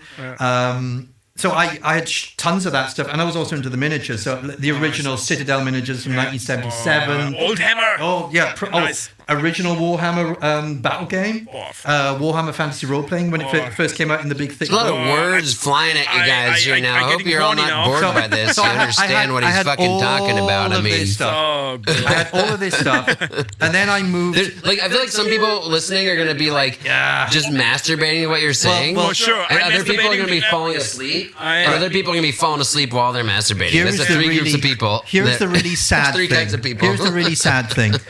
Imagine a collection, not only of these role-playing games that took me years to collect, and then on top of that, imagine a collection of books that I used to go to Hay on Wye, which is a second-hand bookstore mecca in the UK, and I collected all the Michael Moorcock, all the Tolkien, all the Lovecraft. All that cool stuff came from the UK. So- you know? so- Yeah, it's a big part of in the culture, Mecca, yeah. you know? Imagine in my house, I had Nottingham, like you know, 6 like- bookshelves of books, right? And then I moved to Spain, and all my books went to my father-in-law at the time's house. And while I was away, he decided he didn't want this stuff cluttering up his house, his 5-bedroom house that only he lived in. It doesn't sound like a good way you're going with the story, dude. So he put it in his shed.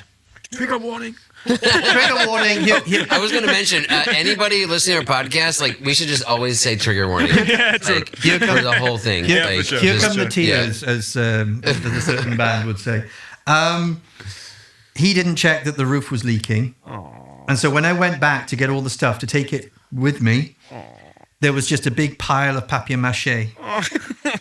Everything. It was hard. Yeah, Totally melted, melded together, like first edition D&D book had just melted. It is actually worse than a fire because you can see the corpse. Yeah. You know? can see it rotten. Yeah, You know, it was rotten and covered in black mold and just... and what was happened to the miniatures? Oh, the miniatures, actually. I mean, the books were I miniatures. had a... Please, Flo's interested in the fate of the minis. I had a huge collection of miniatures, and I had a lot of stuff like I made war machines myself. You know Milliput, yeah? Yeah, for sure. You start making it, and I made catapults and trebuchets and all this stuff, like and wagons and stuff, all from scratch. I do not know. Dude. But I had this neighbor. Milliput is like a 2-component. It's an epoxy resin. Epoxy resin and Epoxy putty, sorry. A putty, yeah, you know, and you can build stuff with it. You know, Yeah. I always use it to fill up little gaps in something when I kit bash minis. You know. Okay. There's one. It's called green stuff because it's green, because it's a yellow and a blue thing, and you put together, then it's green. And it's called green stuff. And Milliput, it's a little bit more. It's like white and grey. It's white and grey, Yeah. so it's became more yellowish. But so, the miniatures had a better exit from my life. So I had a neighbor who was a really good friend of mine, and he had 2 sons.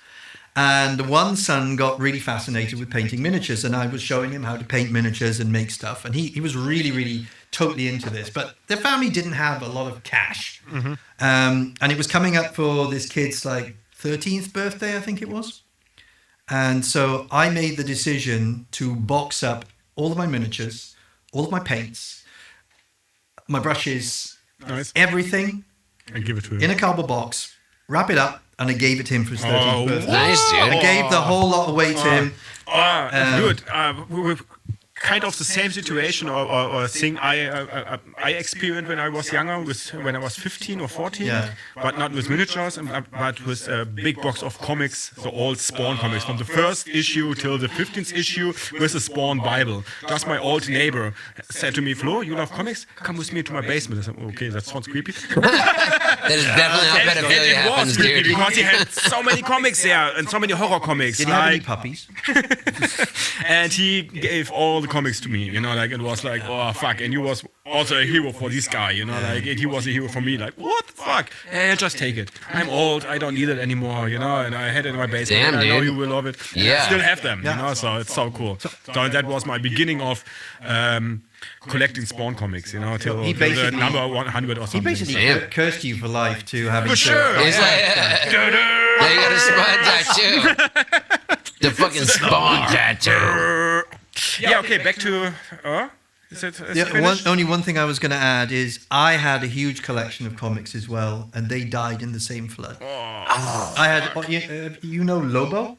Yeah, oh god, oh so good. First I don't know why, edition I just- on. I had That all, one wounded me. I had all what you the just Lobo. said. I had all the Lobo from first edition on, including the special gold covered special editions. Whole lot. Damn. Oh fuck, man. I still haven't got over the trauma. Happy end. That was That's the it. no, That's it. Right. As with so at many least it was a tales hap- of history. Therapy session is over. But D&D. Tell us more about your trauma No. with the comic books. I'm not. Trigger. Oh no, I can't go back there again. But at least something good for the young boy, you know, like He 13 was. years. Yeah. That's His cool. face when he got it, he was just like in total shock Yeah. and total Yeah. awe, and I felt really happy to give it to him because I realized he loved it as much as I had done, That's the best. and I was getting old at the time. It was for sure. time Yeah. to. It was time to. I know hand on the torch. you regret it now, I know, but in this time. I regret it now, but the look on his face was just priceless. Yeah, for sure. And he was That's so so sweet. into it afterwards. He just went completely crazy. Yeah, dude. That's always worth it. Oh, it's so Yeah. cool. Cool. Oh, I don't regret that. I never regret it. Yeah. That was a joke for sure. and I'm pretty sure in all of these minis are some crypto animals, right? Yeah, probably. Well, dragons. Dragons. Dragons of aren't course. technically cryptids because And also in D&D they are sometimes, you know, like in some countries. They were just folklore, you know, like, oh, did you heard about like these flying lizards, blah blah blah Yeah, but- blah blah, and then, you know, like even in your campaign, Armageddon was a long time like just, or like the dragons were just like a legend, you know, Yeah. and now they are back. But You know, like, But so it's have kind you of ever crypto. wondered why we have such consistent legends across the world? Like everybody's got Oh yeah, dragons. this it's all in our heads, like It's- the human psychological experience. Well, the whole thing. Jung touched on it with his collective unconscious, but basically, racial memory. Yeah. So one of the theories goes that women can't pass it on. Only men can pass it on. No. There's a very good biological reason for this. I fucking Can hate pass young, what you know? on? I fucking Racial, hate young. what can men pass on? No, wait. I So don't know. basically, we inherit actual hard-coded memories in our DNA from our fathers, right? And the reason for this is women's eggs are created at birth, and they just sit there and they plonk out one every month, and they don't change. Sperm produced every day, and as, So much. and as we age, so much, oceans of sperm. So I meant me personally. but- as we age, we get genetic mutations, and so that changes the genetic structure of the sperm. But it's not always a random mutation. Some of the theories are that basically we pass on some of the memories of our experiences and the ones that were hard coded from our genetics through our sperm to our children. And so what we're getting when we see a dragon as being like a familiar thing is the memory of when we were tiny little mammals wandering around and the dinosaurs were around. Yeah. You're like, holy shit, that's a big thing. Yeah, makes sense. Right? Makes totally sense. And then, so That's why there's so much consistency. Everyone's got vampires. Yeah. Everyone's got something that sucks your soul. Everyone's got some ghosts, whatever. Yeah, you know, yeah. like, for Little sure, people, I mean, there are other possibilities. Yeah. Little people. leprechauns, and Yeah, for sure. spirits and gnomes. Yeah, everyone's Oh, got. no, I'm not being racist to midgets, dude. I'm not allowed to say midget anymore. Fuck. I tried. But there's a fair point. not There's fuck a that fair up. point in this, and they've actually showed that people do have a very low level. I still hang in this thing like just man can pass it on because I don't know, like, Yeah, it's dumb as fuck. Yeah. It's physically because eggs don't change and sperm are produced every day. But eggs are also changed. No, no, Yeah, like from my understanding, Jung had like half of his stuff was awesome, and then half his stuff was bullshit. bullshit. Well, Right? Like, I mean, it's not like honestly, Just like, yeah. any psychotherapy stuff is never going to be the full story. Science isn't the full story. Yeah, for I mean, sure.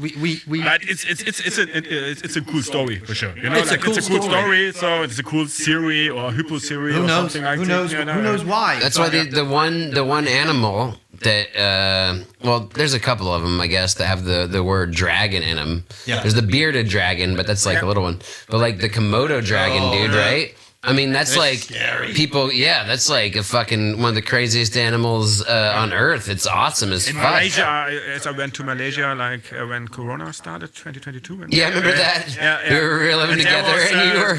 There were Komodo dragons, so cool. Yeah, Things but are like, like meters long. Yeah, there That's was what I like mean, 3 like- meters or something, with a long And tail. they of move course. fast. Move imagine fast and they climb trees and so it's being the first explorers Yeah, sure. from another part of the world, I guess Europe or whatever, and going and being like, we think dragons are real because we don't know any better. Actually, we had and a- then you see got one of that, those, like, and you're like, holy shit. that is actually a fucking dragon, dude. Yeah, When you want to Right. listen to more dragon stuff, we had the episode, the last episode we talked about. No, the episode before the last one. Yeah, we did cover dragons pretty extensively. Yeah, we talk about them also, but they are really cryptozoologic animals for sure, I think. Yeah, in my opinion. the whole definition of what a cryptid is really blurry, and I think different groups view different creatures as being legitimate or not. Yeah. So, Mothman, Jersey Devil, Chupacabra. They're all on the list, of, like top on the list of cryptids, though. You know, like. There's 8 Oh, you pages. have. Are you gonna bust that I out now? have Hey, 8 You got pages. notes. 8 pages. You got notes, homie. Long list of all the creatures that are cool. technically known as cryptids. Yeah. So- Is there a harp here also there? The harpies. The harpies, don't I think. No. Maybe it's a No, harpy also. their creatures are pure legend. Yeah, that's like Okay. full on But Greek. Medusa, and harpy, not Yeah, just Greek men being afraid of women. I mean, and yeah, if, true. if Pretty you much all look, if you those look at are. a lot of these, it's like I mean, like, you it's know. like possible Stupid man. pterosaur, so like flying. Tarrasque is for sure a crypto thing in D&D, like, is it really exist or not? The Tarrasque, Yeah. Oh, well, I mean, in the D&D realm it is, Yeah. but it's actually taken from like a French or something. I think. See, there's lots of different hominids. So, Oh, you got Tarrasque.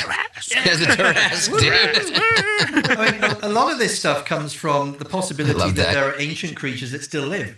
Yeah. Like, Bigfoot, Sasquatch, abominable snowman, whatever you want to call it, the Yeti, whatever you want to call it. They will live forever, I think. It's like, because it's supposedly like a race that evolved in isolation and it's pooping Yeah. around in the mountains. And there's a whole village of Sasquatch going down the supermarket and doing their stuff. Sasquatch supermarket. sitting picking with the up- family on the table. And Picking up pine cones, feeding them to the boys. Yeah, but I mean, everyone thought hobbits probably Exist. But Homo florensis. Yeah, no, Homo florensis is on a Oh, fucking right. Indonesian island. Yeah, they Yeah. found out like there's a real hobbit race. Yeah, Yeah, yeah, true. totally. Yeah. So a lot of this stuff is coming. I mean, the history that we think we know, yeah. we don't. There's so don't, much. Recently, they just discovered that there are cities in the Ukraine that are older than the Sumerian cities, which pushes Oh, back damn. our knowledge of Yeah. history Yeah. and the first cities back another couple of thousand years. Yeah. We keep going back and back and back and back. There's so much in history that we don't know about. I would So, just say like- sorry to your friend, by the way. As I said, is he crazy or is he ask? Like I really, You felt I really 30 respect what minutes he's later, doing. you're like, just like and having in my it's mind. real settling in your head. You're like, I think he would be the first to admit that he is probably somewhat insane. But then, what is normal anyway? You know? Yeah, we're all fucking. and- We're all mad here. Yes, But this is what you're saying is like, yeah, the cryptozoology, the idea that there's a scientific lens to put on the study of things that we don't know. Yeah. It's broad. It's not like you can't just say, look, it's fucking Mothman, Jersey Devil, and Bigfoot and Loch Ness Monster. And that's it. Like. Because once you start examining those motherfuckers, you start to be like, oh man, now it's a deck of cards, dominoes have fallen. Like, we have to question other stuff too, because if you could say Bigfoot's real, and then somehow you got an inkling that it's going to prove that. Then there's so much else where you're like, oh, dude, then what else is going on that is like we don't know? What is in Asia, for example, or Japan? You know, like Japan in English, Japan is right. Yeah. So I mean, they have also a lot of folklore. They have the equivalent of vampires, their vampires are terrifying. Totally true. Yeah, I mean, They have a lot In of second ghost edition, they stuff. have the Eastern and Western vampires. So Yeah. they have, you know, in the Monster Manual of second edition, they actually have like let's just make sure. And the Eastern vampire, the Japanese version, is like worth a few more experience points, like more powerful and stuff, you know, and more hardcore. I think the biggest problem with cryptozoology is because it's such a wide area. Some people will say it's only creatures that you could explain as natural. Like the Loch Ness Monster could be a plesiosaur that's survived. And the coelacanth, you know. Coelacanth. That's like a creature they thought were extinct. It's a prehistoric fish. Yeah. They thought was extinct, and then in like I think the 30s they like rediscovered it and they realized, oh, this thing we thought was extinct is still here. Yeah, it's happened with a few creatures. Yeah. It's happened with a few. But the thing is, most of these creatures, you can, with current science and knowledge of the world as we see it, you can say, yeah, that's possible. You could explain. It's a big creature, it's whatever. It could be some weird-looking creature, but it's not like flying on a magic carpet or something. But there are then creatures that are a little bit magic-y. Yeah, like werewolves are a bit weird because how would you explain the transformation process? Dragons, you know, I mean, they are dinosaurs. Yeah. Probably, you know, like, And, you know, people try and explain how dragons could possibly make fire. How would they fly? They'd have to have huge wings to make them. That's what I loved. I had when I was in university, I had a book about cryptozoology, and it was from the Cryptozoological Society. Yeah. So that makes me wonder if it was related to your friend, because I went to university in the early 2000s. So that was only like less than 10 years before apparently the field was pioneered by your pal and his colleagues in the mid 90s, right? Yeah. And one of the things I remember from the book was kind of a scientific approach on like the different creatures, particularly in giant insects and spiders. And it said like, look, those creatures breathe through their pores, like of their skin. Yeah. So there is actually a scientifically, biologically based limitation on how big spiders can be. Yeah. And it's like the biggest known spiders are like this big, but because of how like the anatomy is for giant spiders, they could only potentially be a little bit bigger than the biggest ones we know, because before that, after that they'd collapse because it's just not possible to have pores that are this big holes in their skin. If the creature is too big, structurally they're gonna break down. Mm-hmm. So like I really loved that about that book, which was the scientific approach to it all. That's the whole point, because it's fringe theory and they want to be respected. You've got to take a proper scientific approach to it. Of course. You have to. For sure. I mean, creatures used to be big in the Jurassic and stuff like that because the oxygen levels were much higher.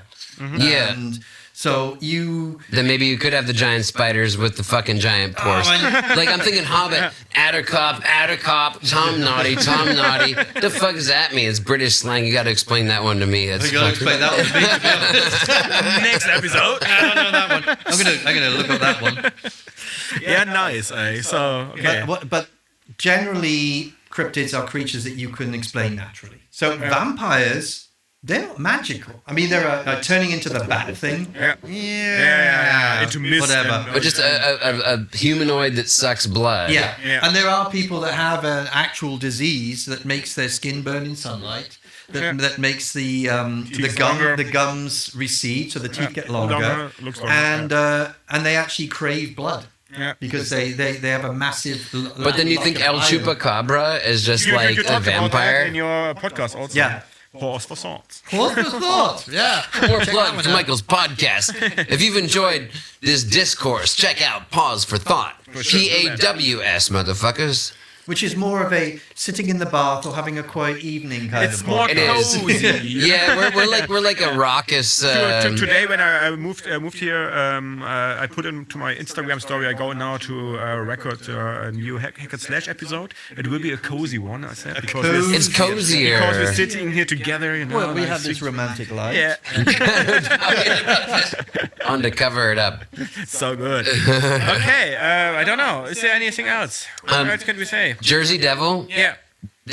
I think it's crazy because the New Jersey is a very modern era thing. Yeah. I mean, it's a U.S. state, Yeah. but the Jersey Devil was like born of a legend from the colonial times, which already is too late for the D&D era. After 1600 is usually like the D&D cutoff point, right? Unless you're having a special campaign. Yeah. But 5th edition, dude, they did it. They did Jersey Devil. I saw it. I saw it too today. Yeah. I saw it. Yeah, They so- put so- it there, even with the real name, like Yeah, they did the Jersey Devil like, for the fucking okay, 5th edition. how That's what I'm makes saying. that sense, Fifth edition, they're like always like, Yeah. no matter what you want to do with it, like we're gonna make a Spider-Man thing is there. for it. No, I don't like Spider-Man. But that's what I love about the 2nd edition is that Spider-Man. like, But just the old one from Todd McFarlane and all that. wait, what? None of this. Todd McFarlane Spider-Man. I Oh love yeah, okay, fair enough, None of dude. I this mean, new crap. yeah, but that's But if it was gonna if Spider-Man was gonna be in D&D, I wanted it to be fucking drawn by Todd McFarlane. Yeah, for sure.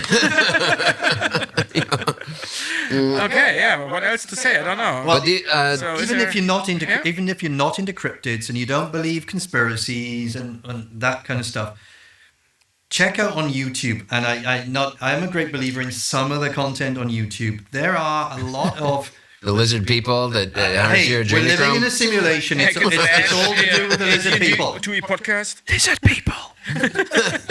Listen to Pause for Thought for more on lizard people. Yeah, nice. I have to and- listen and to That's episode 3, simulations. right? So Episode cool. 3. But there are, hunters, like real hardcore hunters, put up these hunting cameras where they mount them on trees and Yeah. stuff like Yeah. that, and they've got infrared and everything like that. Go on YouTube and check out some of the hunter cameras footage. There are some things that make my flesh crawl and scare the living crap out of me because there are creatures that honestly look like demons Yeah. that are wandering around the woods in the States and in Europe. Yeah, they're called Republicans, dude. Yeah, well, yeah. But you don't know if they are real footage or. You don't know if it's real footage, but a lot looks of cool. it is undoctored and it's terrifying. And who knows? I mean, there's huge tracts of the world that we haven't really For sure. messed Yeah, up. I mean, there were Yeah, still. that's what I mean, like- there were still humans in jungles which we don't know. Like, Yeah. no, for sure. So not tribes. The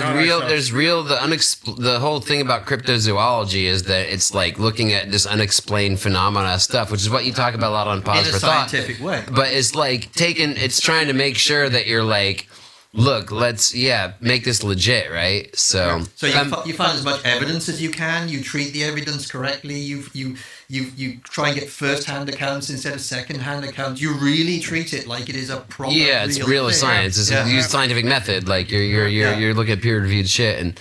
But I loved, I got to see the new Beetlejuice movie last week. My wife, it was so badass. And I loved how they handled this fucking. I loved this idea of ghost hunting. I watched the honest trailers of the first Beetlejuice movie, and they listed out all the different ghost hunting stuff that came out in the last like 20 years. They did just.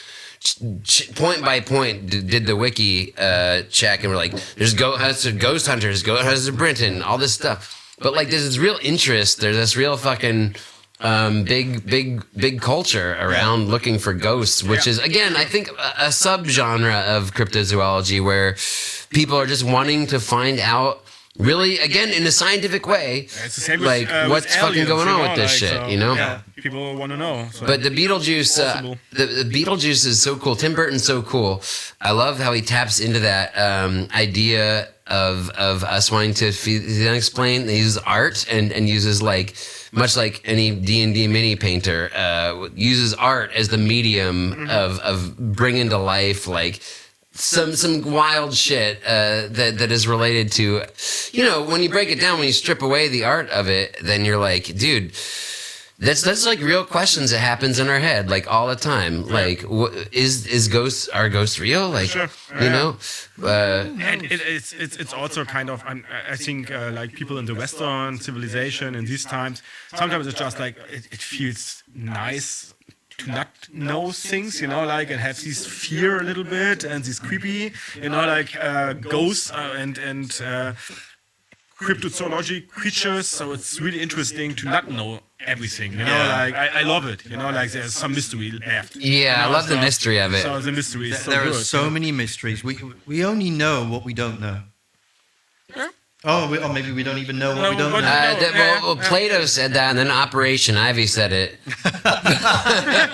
All I know is that I don't know nothing. True. I know who I trust. No, Ivy. But I love also the Catoplepus. I just want to bring up the Catoplepus. Catoplepus, yeah. I feel like I'm getting very denoumental here, and like. But Catoplepus is also just an animal, you But the know, like in D&D, you know. Yeah, but we have an R&D campaign that we all played. Yeah. There's the Catoplepus, which is like the basilisk, and they have like. yeah. So they're both similar animals in D&D where they have a gaze that can kill you. They're like insta-kill creatures. Like if you fail your saving throw, you're dead. But in the real world, the basilisk, actually the herb basil. Our friend Carol's character died from Catoplepus. Yeah. But like, so the basilisk is like this Shout out fictional Carol. dragon that like people maybe in the ancient times of antiquity were like thinking lived in the Indian subcontinent, and then they got the basil leaf and the basil leaf. The reason it's called basil is because it was an antidote to the basilisk. So the basilisk would turn you to stone. If you want to depetrify someone, you use the basil leaves, right? But like the Catoplepus was like also in the Greek, like it means they thought maybe it was like people who were going and seeing wild wildebeests or river oxen over in the Indian subcontinent. These creatures who had heavy heads and they always have to look down, and then when they look up, like they fucking kill you.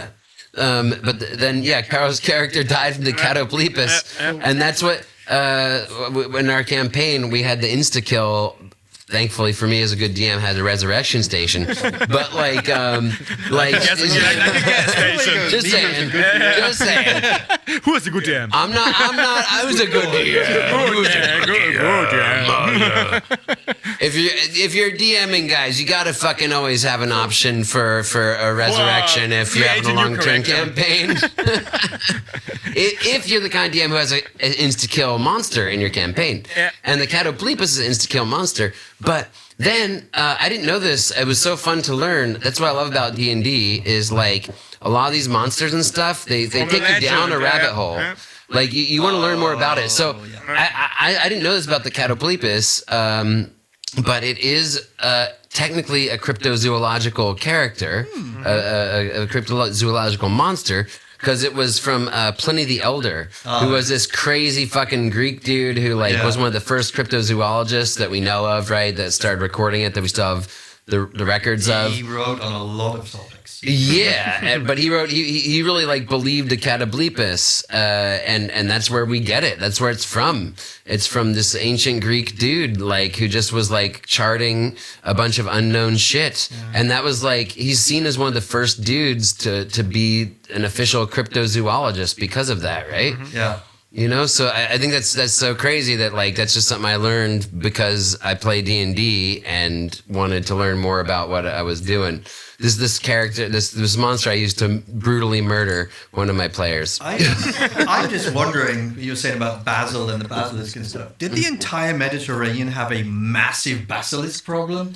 Because all the food is full of that stuff, right? Basil. Yeah, we just put it on the pizza. I mean, maybe they don't have that anymore. Exactly, You know, because because basil, of, you know, like the that. basil, Wow, yeah, they got rid of them. They get rid of them. They got rid of the because, basilisk. I love questions like that. I saw one thing the other day, so I can't take credit for it, but I saw this question, which was, what if all the Greek statues are actually the victims of Of the Medusa? Medusa, yeah. They are real humans behind. Yeah, I That's thought what about you that said, before. yeah. Oh my that's God. Cool. That's Yeah. gonna stay curious. And also the huge statues was maybe before giants. Well, rabbit hole. Rabbit hole. Rabbit hole warning. Yeah. And then there was the statues without heads. Yeah. Oh man, you talked about them before. Yeah, you know, yeah. like the humans with the heads, with the faces inside of the chest. Yeah. So maybe. That's what I always loved about, to bring it back to what you were saying about that, like in C.S. Lewis, you know, in the Chronicles of Narnia. Yeah. Especially the third book, The Voyage of the Dawn Treader. Yeah. And they go out and they see all that stuff. I didn't know until much later. I loved that book growing up because of all the weird shit. Yeah. But it was so fucking like based off of what you said. Yeah, it's based Like off a there lot of was myths. actually like races in that book, I think, that were like legs that hopped on with a head on it Yeah. and stuff. And that is like based off that British this colonialism thing where they go around the world and Spain or whatever, all the European countries. Basically, and then they see all the imagination stuff. of a bunch Yeah. of crazy sailors. Like, Yeah. And need to bring back Or- stories to their patrons. Here's another creature. You got a Parrington? This is a parrotin. Oh, it was a You know, Parrington. The parrotin, you know, like these creatures. So cool. So it's also a cryptozoology. Is it? Is that creature. real I though? think, That's yeah. not a D&D creation? It's a D&D thing here, but I looked at Wikipedia and there is like this legend about that inside of this creature, or it is created after the death of a human, and the ghost of a human is still inside of it. So I think okay. it's It's also supernatural to me. it's supernatural also. But I yeah. just always thought the Parrington was a D&D creation, dude. No, I don't think so. Huh, okay. I'm not super sure, but I don't think so. Yeah, it's a parrot. Yeah, with the So cool. it's like a bird. Nobody can see what you just Yeah, did. whatever. It's a bird with deer horns Yeah. and glowing red eyes. Yes. And does it have like the body of something else? No, it's like a deer with an eagle mix something. Okay, it's kind of like a griffin, but like a deer. Yeah. It's like a deer griffin. Yeah, kind of. Yeah. Yeah. But okay, maybe I mixed that. Maybe Wikipedia was Wikipedia for D&D 5e. Whatever. Oh no. Wikipedia for D&D 5e. Yeah, I This is mean, a second edition podcast. Oh damn it! Okay, I don't know how long is it. I think it's time to wrap it up, right? Yeah, for sure, dude. Or And- anything else? No, because Something anything that I can say will lead us down an endless rabbit hole. It is an endless rabbit hole. But It is that's so the cool, thing, you know, dude. so- That's why when we wanted to have you on, dude, I wanted cryptozoology to be our topic because of Pause for Thought. Yeah. I was like, dude, that is a cryptozoology podcast, but it's a topic even before that I wanted to tackle on our podcast because I was I'm wondering like, what we are talking today, and again, it's full with stuff, and it's still a rabbit hole. You can't. yeah, but I'm like, there's so just much. For you, next Pause for Thought episode, I will talk about the history of giants. Oh, nice. And it goes a long way back. Please, in please, religion, cool. in history, Nice. in mythology. Please throw out like my favorite era, especially in a D&D campaign, which is like based on post-Roman Britain, where the Angles and the Saxons, when they came to the island and displaced the native Celts, they saw the Roman architecture and thought that it was built by giants because they could not believe that humans could create That such a is true. thing. Yeah. That is the best. Is like they're like, this is bullshit. This is no human could do this. This is definitely giants. It's too big. It's too tall. It's too crazy. Yeah. These big The stones. Romans are Yeah. too. They blew their fucking minds. You know. Yeah. And the pyramids are made by aliens. And that's it. Sure. Yeah, why not? That's easy No, one. no other explanation. Well, aliens could be involved in the giants thing, but that's another. Oh. Oh, yeah. Ooh, interesting. Trolls, aliens, giants, cryptozoology, ghost hunting. When does it come out? The next episode? We're gonna do one. We're gonna do a special one for October because Halloween. Yeah, we started before Halloween last year, so we're gonna do one. The thing is, we Also only one ever year. do these damn things when we go on holiday together. So sweet, yeah. So, but hopefully we'll do it for a Halloween special. Nice. But Awesome. Aliens, the Anunnaki. Damn. Nice. Yeah, all that good stuff. So, yeah, we'll You get the face hugger to bring you the point. we can do an alien myth Halloween special. Nice. We will I- have it also an alien special. No, We have a Halloween- special with a special guest, maybe also. Yeah, so we have one. We have. I'll throw out the plug in the wrap up then. So. Yep. By the time this airs, I think I can confidently say we'll have it done in time for these shows. So my improv troupe, my short. If you're in Berlin, if you're living in the city of Berlin, and you're a listener, I guess it's probably like less than 1%. We have a short form comedy show with my short form comedy troupe, Naked Flamingos. Nobody. It's not naked flamingos. But we love naked flamingos. That was a brief one for a reason. The bigger plug, the biggest one is Mad Life Crisis here. The band I'm in with Michael, or that Michael's band that I'm in, depending on how you look at it, is that we're doing a show on November 8th at the Reset Club with Berlin Music Circus. And they are fucking hosting us and fucking the Planets and Casino Gitano. These are big fucking bands. We are a new band. We are very excited to be playing with these guys. And We it's have all. more and more concerts. It's so cool. It is all thanks to Berlin Music Circus, though. Berlin Music Circus completely plugged us into that one. So Nice. please check out Berlin Music Circus and come see us on November 8th. Mad Life Crisis on November 8th, dude. No pressure on you guys, but I want to know: is there any plans for a studio album or something from you? Or is there not yet? Sorry, We're releasing tracks, dude. So check out our latest track so cool. coming up. Yeah, Spotify. Check us out on all the platforms. All the platforms. So cool. Literally Apple Music, all Amazon the Music. platforms. We're on 27. 27, yeah. 27 music platforms. So just go to the one that you do, and And India. yeah. Wow. Yeah. And also, Also on Instagram there. also, my name's Jake Wiest. I'm doing a solo show on November 15th. It's gonna be rad. Crazy. That's it.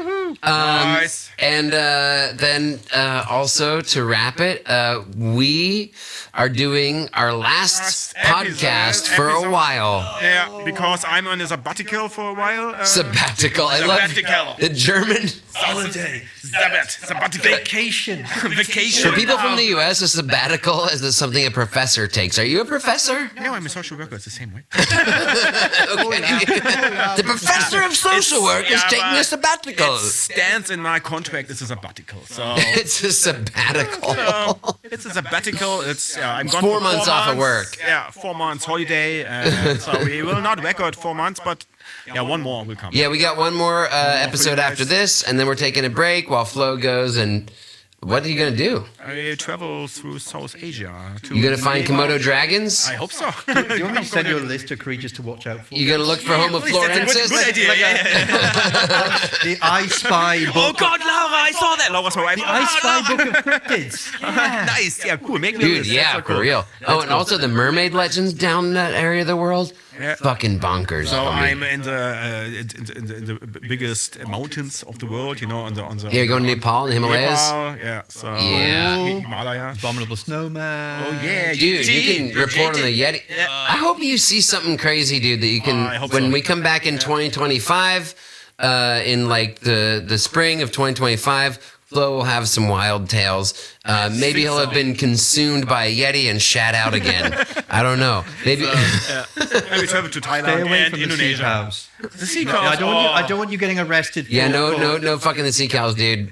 That's my thing. Let's see how long I'm on the boat. How desperate I am.